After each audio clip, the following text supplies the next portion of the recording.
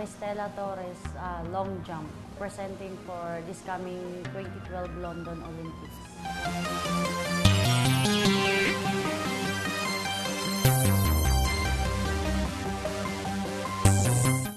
National team, 14 years.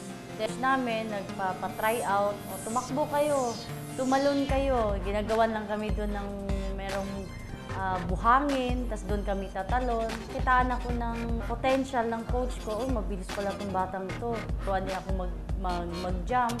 Yun, doon ako na-discover nung elementary.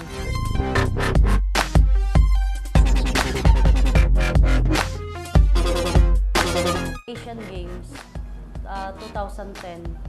Talagang end na ng career ko. Parang sinasabi ko sa sarili ko na ayoko na. Hindi naman mahina yung performance ko, pero talagang minalas ako na hindi ako nakakuha ng medal. Napaka-komplikado kasi ang long jump eh. Meron kami mga foul. So kahit malayo yung talon mo, magiging useless yun. Hindi yung susukatin. Foul ako. Out of 6, isa lang yung good ko. End ng career ko, sabi ko, ayoko na. Ito na yung last ko. Ayoko na maglaro. Parang gano'n na. Nag-decide na talaga ako. So, usap lang ako ng president namin na kailangan ka pa namin. Pag tuwing naglalaro ako, naiisip ko para saan itong ginagawa ko. Ang pinakagusto ko yung Asian Games na makakuha ng medal. Pero hindi binigay sa akin. Tuloy-tuloy pa rin ako. Ang ini-aim ko na lang yun, qualified ako sa Olympics. Yun na lang ang pinaka-ano ko. Because nakuha ko naman, kaya ko pa pala.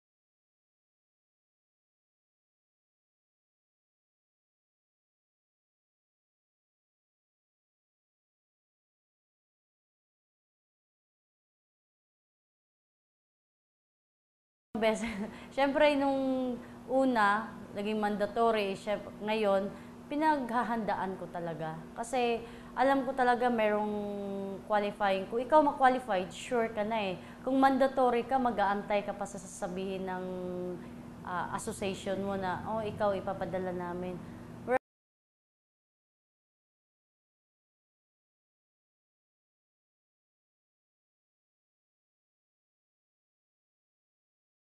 Ng training. Siyempre, sa araw-araw, lahat mahirap. Mahirap kasi walang madali sa training namin eh. Siguro madali lang yung nagja-jogging ka. Una-una yan yung pagising sa umaga. Kasi sa gabi, sa hapon pagod ka, matutulog ka. Pagising mo parang hindi mo na kayang buhatin yung katawan mo sa sobrang bugbog ka lagi sa training. So, grabe, lahat ng ginagawa namin araw-araw, walang madali, puro mahirap.